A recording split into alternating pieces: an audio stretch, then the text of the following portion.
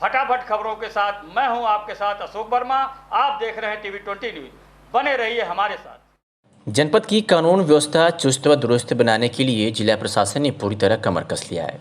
SP Sudhir Singh का कहना है कि किसी भी हालत में जनपद की कानून व्यवस्था को और मजबूत करना है और अगर कोई व्यक्ति यातायात नियमों सहित किसी भी नियमों का उल्लंघन करता है तो उसके ऊपर कड़ी से कड़ी कार्रवाई की जाए ताकि भविष्य में कोई ऐसा काम ना करे। इसी के तहत आज यातायात सड़क सुरक्षा सप्ताह के अंतर्गत पुलिस अधीक्षक आजमगढ़ सुधीर कुमार सिंह व पुलिस अधीक्षक यातायात सुधीर जायसवाल के आदेश के क्रम में ट्रैक्टर, ट्राली व अन्य वाहनों पर रिफ्लेक्टर टेप लगाया गया तथा पंपलेट आदि का वितरण किया गया। वाहन चालकों को यातायात के नियमों के विषय में बताया गया तथा करीब 100 गाड़ियों का प्रदूषण भी चेक किया गया। आजमगढ़ के अतरौलिया थाना परिसर में बुधवार की शाम 5 बजे लगभग मुख्य रूप से सिया समुदाय के साथ ही गणमान्य लोगों की उपस्थिति में थानाध्यक्ष दिनेश कुमार यादव के नेतृत्व में शांति समिति की बैठक आयोजित की गई, जिसमें धारा 144 के अंतर्गत चेहल्लुम के जुलूस निकालने तथा कोरोना से संबंधित सरकार की गाइडलाइंस का पालन करने की जानकारी दी गई। जिसमें थानाध्यक्ष दिनेश कुमार यादव द्वारा सख्त निर्देश दिया गया कि किसी भी प्रकार का कोई भी धार्मिक जुलूस तथा ऐसे किसी कार्यक्रम पर प्रतिबंध है। लोग अपने घरों में ही इबादत कर सकते हैं, कोई जलसा या जुलूस नहीं निकालेगा। किसी को भी किसी प्रकार के आयोजन की कोई अनुमति नहीं है। उल्लंघन करने पर किसी को बख्शा नहीं जाएगा। चेहल्लुम का जुलूस नहीं निकलेगा। अपने अपने घरों में ही रहकर ही लोग इबादत करें। अफवाहों से बचें। कोरोना महामारी के चलते इस बार अतरौलिया सहित जनपद के विभिन्न स्थानों में चेहल्लुम का जुलूस नहीं निकाल पाएगा। मंडलायुक्त विजय विश्वास पंत ने कहा है कि खेलकूद से जुड़ी नई प्रतिभाओं की खोज में शिक्षा विभाग की महत्वपूर्ण भूमिका होती है। इसलिए शिक्षा विभाग के अधिकारी नई प्रतिभाओं की खोज करने एवं उनमें निखार लाने में अपनी बेस्ट परफॉर्मेंस दें। मंडलायुक्त श्री पंत की अध्यक्षता में बुधवार को देर सायं उनके कार्यालय के सभागार में मंडलीय खेल विकास एवं प्रोत्साहन समिति की आयोजित बैठक में उन्होंने क्षेत्रीय क्रीड़ा अधिकारी को निर्देशित किया कि मंडल के जनपदों में पे एंड प्ले तथा कम एंड प्ले के क्रियान्वयन के अंतर्गत समस्त अवस्थापनाओं का पूर्ण उपयोग किया जाए। उन्होंने कहा कि शासन के निर्देशानुसार अवस्थापनाओं को निष्प्रयोज्य होने से बचाने के लिए यूजर चार्ज व फीस के माध्यम से जिला स्तर पर आय के स्रोत को बढ़ाया जाए। मंडलायुक्त ने कहा कि स्टेडियम में आने वाले गणमान्य व्यक्तियों या वरिष्ठ लोगों को स्टेडियम का लाइफ टाइम मेंबर बनाकर उनसे एक मुफ्त शुल्क धनराशि प्रोत्साहन समिति में जमा कराने के लिए निरंतर लोगों से संपर्क बनाएं तथा उन्हें लाइफ टाइम मेंबरशिप के प्रेरित करें। मंडलायुक्त श्री पंत ने कहा कि वर्तमान समय में खेलकूद के प्रति लोगों की दिलचस्पी बढ़ी है, परंतु दूरस्थ ग्रामीण क्षेत्रों में मूलभूत सुविधाओं की कमी और खेल विभाग की योजनाओं की पर्याप्त जानकारी के अभाव के कारण नई प्रतिभाओं को समुचित अवसर नहीं मिल पाता है। उन्होंने निर्देश दिया कि शिक्षा, स्वास्थ्य, युवा कल्याण आदि विभाग आपसी सामंजस्य बनाकर खेल कूद से संबंधित समस्त योजनाओं का व्यापक स्तर से प्रचार प्रसार करें ताकि नई प्रतियों की खोज कर उन्हें निखारा और संवारा जा सके। अधीक्षक आजमगढ़ सुधीर कुमार सिंह के कुशल निर्देशन में पुलिस अधीक्षक यातायात सुधीर जायसवाल एवं क्षेत्राधिकारी नगर राजेश तिवारी के नेतृत्व में थाना कोतवाली व पुलिस लाइन क्यूआरटी की भारी संख्या में पुलिस बल के साथ कोरोना महामारी से फैल रही वैश्विक महामारी के दौरान चेहल्लुम त्यौहार के दृष्टिगत शांति व्यवस्था हेतु पहाड़पुर, तकिया, आसिफगंज, जामा मस्जिद, पुरानी कोतवाली, दलालघाट, कोट मोहल्ला आदि संवेदनशील क्षेत्रों में पैदल फ्लैग मार्च किया गया। इस मौके पर शहर कोतवाल के गुप्ता अपने दल बल के साथ पूरी मुस्तैदी से मजबूत रहे। तो वहीं दूसरी तरफ पुलिस अधीक्षक आजमगढ़ सुधीर कुमार सिंह द्वारा कोरोना महामारी को लेकर मास्क लगाने और सैनिटाइजर साबुन से अपने हाथ बार बार धोते रहने तथा एक दूसरे से 2 गज की दूरी बनाए रखने की अपील की। कहा कि अति आवश्यक हो तो ही घर से बाहर निकलें। जिलाधिकारी राजेश कुमार की अध्यक्षता में कलेक्ट्रेट सभागार में शासन की विकास प्राथमिकता कार्यक्रमों की माह सितंबर 2020 के प्रगति की समीक्षा बैठक संपन्न हुई। इस अवसर पर जिलाधिकारी द्वारा शासन की विकास प्राथमिकता कार्यक्रमों के अंतर्गत चिकित्सकों की उपलब्धता, दवाओं की उपलब्धता, एम्बुलेंस सेवाओं की स्थिति, आशाओं का भुगतान, संस्थागत प्रसव, टीकाकरण, विद्युत, नहरों में टेल तक पानी पहुंचाना, नहरों की सील्ड सफाई, प्रधानमंत्री किसान सम्मान निधि योजना, प्रधानमंत्री फसल बीमा योजना, अस्थायी गोवंश आश्रय स्थल, पशुओं का टीकाकरण, कायाकल्प, अमृत योजना, मनरेगा, पेंशन योजना, प्रधानमंत्री रोजगार सृजन योजना, खादी ग्रामोद्योग योजना, IGRS आदि योजनाओं की समीक्षा की गई। स्वास्थ्य विभाग की समीक्षा में जिलाधिकारी ने सीएमओ को निर्देश दिए कि जननी सुरक्षा योजना में लाभार्थियों का भुगतान तत्काल कराना सुनिश्चित करें एवं टीकाकरण की प्रगति को भी बढ़ाएं। जिलाधिकारी ने सिंचाई विभाग के संबंधित अधिकारी को निर्देश दिए कि अभी भी जिन नहरों की सील्ड सफाई नहीं है उसकी सील्ड सफाई कराना सुनिश्चित करें। आगे जिलाधिकारी ने अतिशासी अभियंता विद्युत वितरण खंड प्रथम को निर्देश दिए कि जिन जिन सरकारी विभागों में विद्युत देय बकाया है उनको विद्युत बकाया का बिल तत्काल उपलब्ध कराना सुनिश्चित करें। आज नेशनल इंटीग्रेटेड मेडिकल एसोसिएशन यानी नीमा आजमगढ़ के सदस्यों की बैठक डॉक्टर डी सिंह की अध्यक्षता में सिधारी स्थित चाइल्ड केयर क्लिनिक पर हुई। इसमें शहर के प्रतिष्ठित चिकित्सक डॉक्टर मनीष थिंगरा के असामयिक निधन पर गहरा शोक व्यक्त किया गया। पूरा नीमा परिवार इस दुख की घड़ी में उनके परिवार के साथ है। उपस्थित सभी सदस्यों ने 2 मिनट का मौन रखकर मृतक आत्मा की शांति के लिए प्रार्थना किया और उनके परिजनों को दुख सहन करने की शक्ति के लिए कामना किया। इस अवसर पर नीमा के चिकित्सक उपस्थित रहे। विदित हो कि डॉक्टर मनीष थिंगरा कोरोना संक्रमित थे और लखनऊ में इलाज के दौरान ही आज सुबह अंतिम सांस ली। इस खबर से पूरे जनपद में शोक की लहर दौड़ गई है। आजमगढ़ जिले की आइडियल इंडिया न्यूज़ की संवाददाता एडवोकेट अमरेंद्र राय के आवास पर आइडियल जर्नलिस्ट एसोसिएशन प्रांतीय संरक्षक व युवा कवि संजय कुमार पांडे के नेतृत्व में आइडियल जर्नलिस्ट एसोसिएशन के महीनगर तहसील अध्यक्ष आज़ाद कल्याण समाज सेवा समिति के सचिव पत्रकार रंगकर्मी ब्रजभूषण रजक को अंग वस्त्र और स्मृति चिन्ह देकर लोगों ने सम्मानित किया। मिर्जापुर के लोकप्रिय ब्लॉक प्रमुख बलवंत यादव द्वारा स्मृति चिन्ह दिया गया। इस क्रम में रजिया प्रांतीय संरक्षक द्वारा अंग वस्त्र देकर सम्मानित किया गया। मिर्जापुर के लोकप्रिय ब्लॉक प्रमुख बलवंत यादव ने बताया कि क्षेत्र में अच्छे कार्य करने वालों का सम्मान होना चाहिए। ऐसे लोगों का सम्मान करने से समाज में लोगों के प्रति एक ऊर्जा मिलती है जिससे उनका मनोबल बढ़ता है, अच्छे कार्यों में और बढ़ चढ़कर कार्य करते हैं। इसी क्रम में प्रांतीय संरक्षक संजय कुमार पांडे ने बताया कि आज़ाद कल्याण समाज सेवा समिति के द्वारा लॉकडाउन के समय गरीबों को खाद्यान्न वितरण करना, लोगों में मासिक वितरण करना, जगह जगह हॉस्पिटल में जलपान की व्यवस्था करना, लोगों को प्रोत्साहन सहित लोगों को सम्मानित करना, कई वर्षों से लगातार सामूहिक विवाह का आयोजन करना, तमाम सामाजिक कार्यों में बढ़ बढ़कर यह संस्था के लोग अच्छे कार्य करते हैं जिससे इन लोगों की जितनी भी तारीफ की जाए कम है। आज जो है आज क्या कार्यक्रम था जो सम्मान किया गया, किसका किया गया? आज अमरेंद्र कुमार राय एडवोकेट हर्रा चुंगी के आवास पर एक प्रसिद्ध समाज सेवी जो आज़ाद कल्याण सेवा समिति के सचिव, मेहनगर तहसील के अध्यक्ष आइडियल जर्नलिस्ट एसोसिएशन, हमारे हरदिल अजीज मेहनगर की जनता के दिलों पर जो आपकी छवि है वह शख्सियत हमारे हरदिल अजीज ब्रजभूषण रजक जी,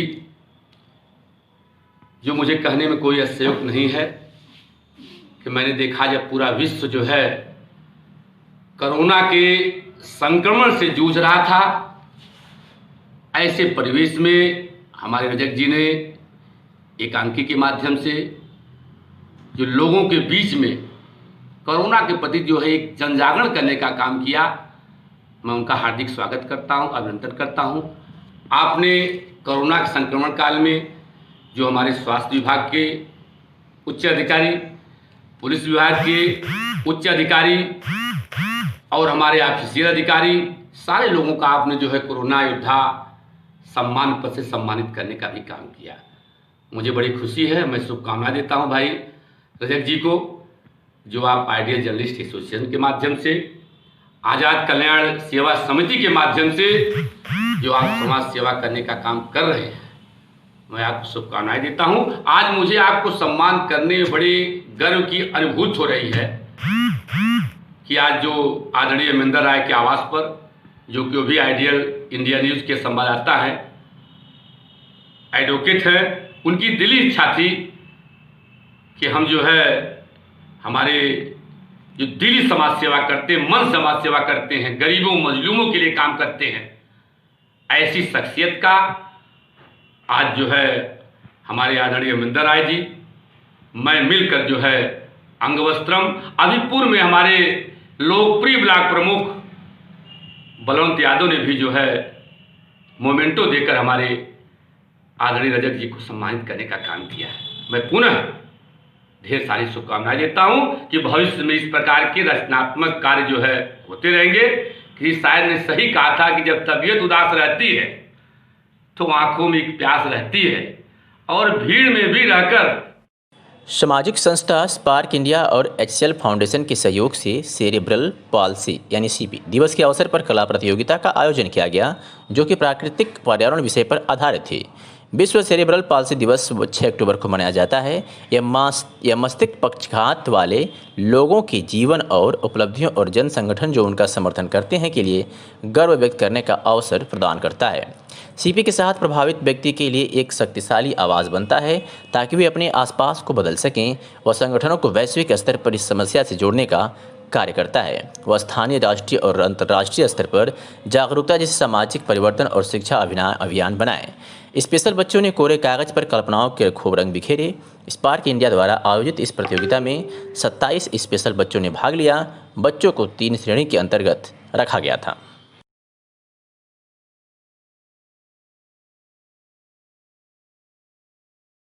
अखिलेश मिश्रा गुड्डू के आवास पर उनके पिता स्वर्गीय राजेंद्र प्रसाद मिश्रा की 16वीं पुण्यतिथि का आयोजन किया गया।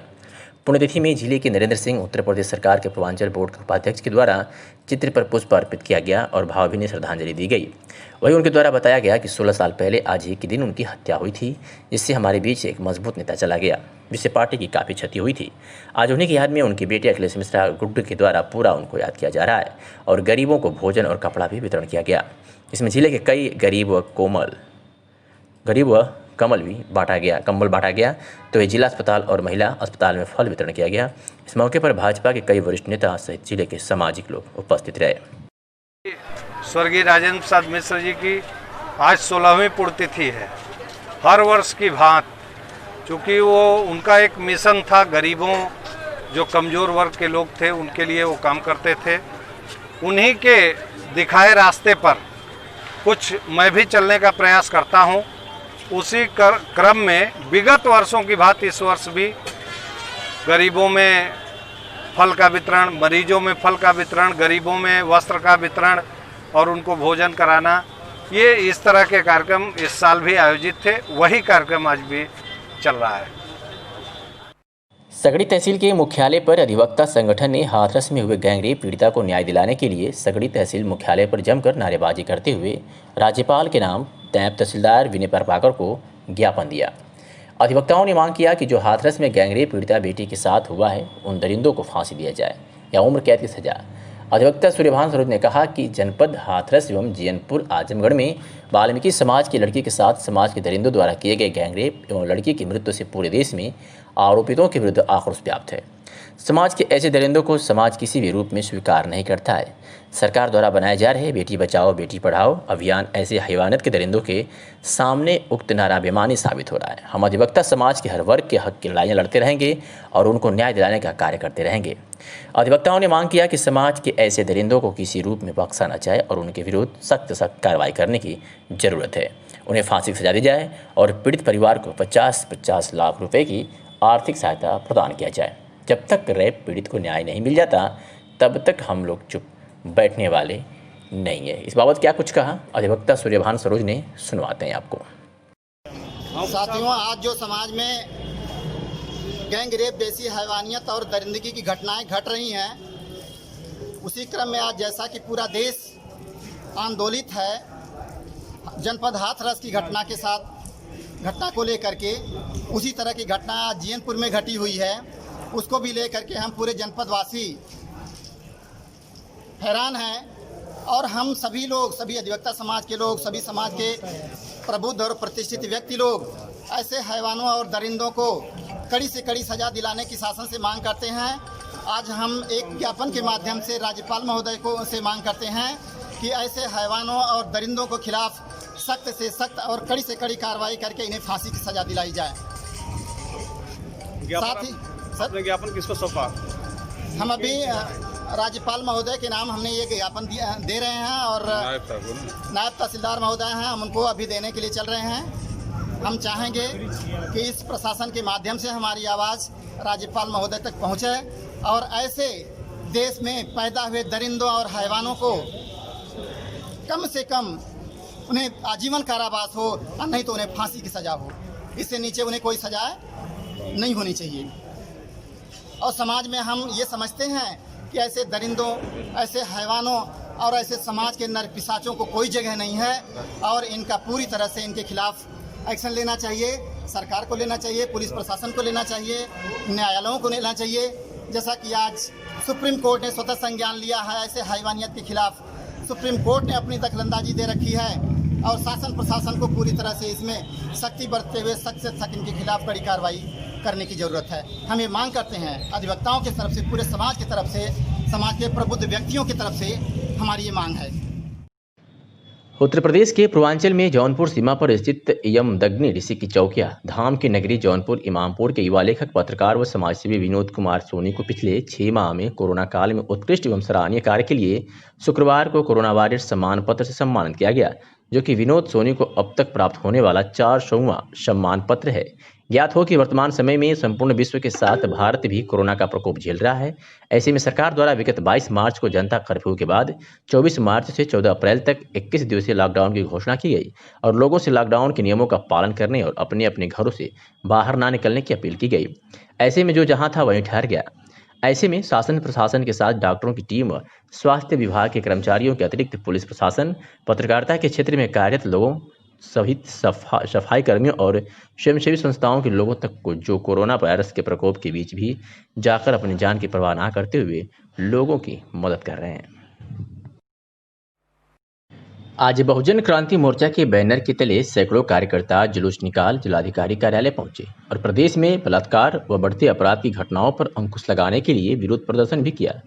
इस दौरान जिला प्रशासन को ज्ञापन सौंपने के बाद मीडिया से बातचीत में बहुजन मुक्ति पार्टी के प्रदेश सचिव लाल बहादुर त्यागी ने कहा कि प्रदेश की सरकार अपराध पर लगाम लगाने में निरंकुश है। लगातार महिलाओं बच्चियों के साथ बलात्कार की घटनाएं बढ़ती जा रही हैं। जगह जगह मासूम बच्चियां हैवान की भेंट चढ़ती जा रही हैं। भाजपा सरकार बलात्कारियों और अपराधियों को पकड़ने व सजा देने में असफल है। जब से देश में भाजपा की सरकार बनी है तब से पूरा उत्तर प्रदेश ही नहीं पूरा भारत चल रहा है। उन्होंने कहा कि हम राष्ट्रव्यापी आंदोलन के तहत पूरे भारत के 550 जिलों में ज्ञापन सौंप रहे हैं। इसी क्रम में हमने आज आजमगढ़ जिलाधिकारी को ज्ञापन सौंप दोषियों पर कार्रवाई की मांग करते हैं। आइए सुनाते हैं कि लाल बहादुर त्यागी बहुजन मुक्ति पार्टी के प्रदेश सचिव ने क्या कुछ कहा। लाल बहादुर त्यागी बहुजन मुक्ति पार्टी का प्रदेश महासचिव। आज किस समय जिले का आपने धरना प्रदर्शन किया? आज हम धरना प्रदर्शन बहुजन क्रांति मोर्चा के नेतृत्व में कर रहे हैं, जो कि 550 जिले में आज पूरे भारत में हो रहा है। राष्ट्रव्यापी आंदोलन है ये। जैसे कि हाथरस में मनीषा वाल्मीकि के साथ दुर्व्यवहार किया गया, उसकी जीभ काटी गई, बलात्कार किया गया, उसकी गर्दन तोड़ी गई और उसकी कमर तोड़ी गई और अभी तक उसको न्याय नहीं मिला। बलरामपुर के बीए की छात्रा के साथ भी इस तरीके से हुआ, पॉइजन का इंजेक्शन लगा दिया गया, उसका पैर तोड़ दिया गया। हमारे आजमगढ़ में सत्यमेव जयते की जो है कि हत्या हो गई, जिसमें अभी भी सुधांशु दुबे नाम का आरोपी जो है कि खुलेआम घूम रहा है, जिसमें एसपी साहब को हम लोग ज्ञापन दे चुके हैं। और भदोही में 14 साल की बच्ची के साथ रेप हुआ। आए दिन जो बच्चियों के साथ, बहुजन समाज के बच्चियों के साथ अत्याचार हो रहा है, बलात्कार हो रहा है, इसके विरोध में आज हम बहुजन क्रांति के मोर्चा के नेतृत्व में 550 जिले में धरना प्रदर्शन कर रहे हैं। और अगला चरण जो है कि 15 अक्टूबर को हम करेंगे। और अगर इस तरीके से बलात्कार और अत्याचार नहीं रुकता है तो भाजपा के खिलाफ हम जन आंदोलन बहुत ही जल्द बहुत बड़े पैमाने पर करेंगे। आजमगढ़ जनपद में पुलिस अधीक्षक सुधीर कुमार सिंह के निर्देश पर अपराध व अपराधियों पर नियंत्रण हेतु चलाए जा रहे अभियान के तहत आज विभिन्न थानों की पुलिस ने बड़ी कार्रवाई की है। आपको बता दें कि थाना कोतवाली, कप्तानगंज, तरवा व अरवला पुलिस ने अपनी संयुक्त कार्रवाई में कई अपराधियों को धर दबोचा है। कार्रवाई में थाना कोतवाली पुलिस ने अवैध तमंचा व कारतूस के साथ एक अभियुक्त को जहां गिरफ्तार किया है, तो वहीं थाना कप्तानगंज की पुलिस ने भी मोटरसाइकिल चोर अपचारी अभियुक्त को गिरफ्तार करने में सफलता हासिल की है। बात करें अगर थाना तरवा पुलिस की, तो थाना तरवा की पुलिस ने भी बड़ी कार्रवाई करते हुए 50,000 रुपये के इनामी अवांछित अभियुक्त को शरण देने के आरोप में 2 अभियुक्तों को गिरफ्तार किया है। तो वही थाना अरवला की पुलिस ने भी अपनी कार्रवाई में एक वांछित अभियुक्त को गिरफ्तार कर सफलता हासिल की है। इस तरह की पुलिस की ताबड़तोड़ कार्रवाई से अपराध महकमे में हड़कंप मचा हुआ है।